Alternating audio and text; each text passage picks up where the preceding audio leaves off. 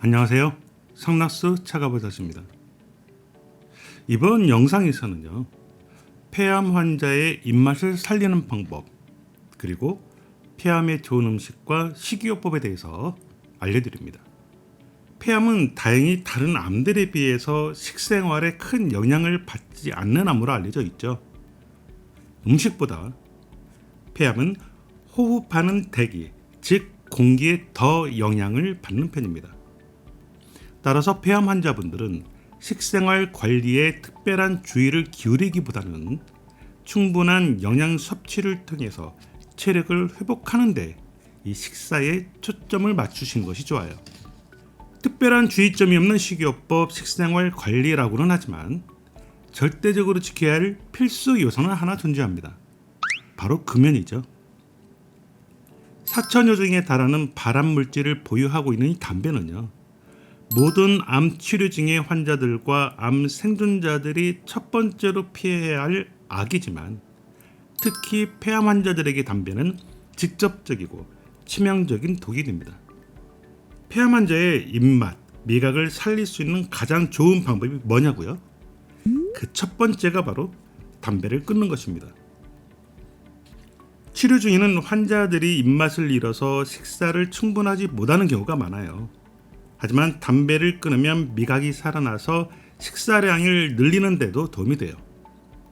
식사량이 충분히 늘어나면 영양 상태가 좋아져서 폐암 환자의 체력이 빨리 회복되고 치료 효과 역시 선순환이 생기게 됩니다.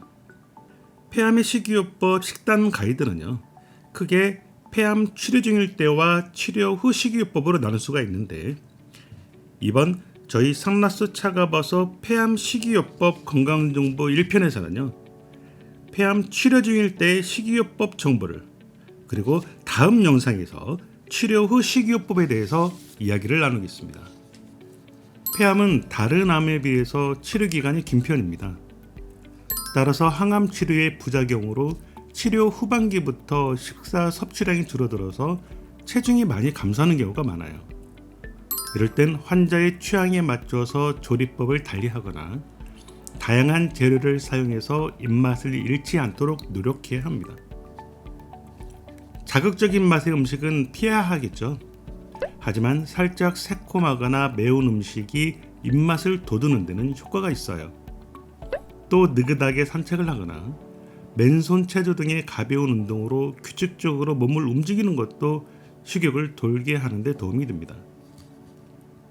만약 치료 중에 항암 치료 부작용으로 점막염 등이 생긴 경우에는요, 이럴 때는 자극이 강한 맛의 요리나 단단한 형태의 식품을 피하시고요, 부드러운 형태의 맛이 순한 식품으로 선택해서 점막에 부담을 덜 수 있도록 해야 됩니다.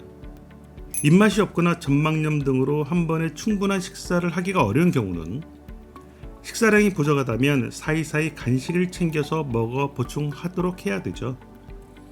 유제품이나 과일, 영양 보충 음료 등의 간식을 하루에 2에서 3회 정도 먹는 것도 좋습니다. 입맛이 없을 땐 꼭 새끼 식사 시간에 맞춰서 정량을 먹으려고 노력하기보다는요, 그때그때 식욕이 돌 때 음식을 먹는 것이 좋아요. 이렇게 하기 위해서 손이 닿는 곳에 늘 가까이 음식을 두고 식욕이 돌 때 조금이라도 먹을 수 있도록 해야 됩니다.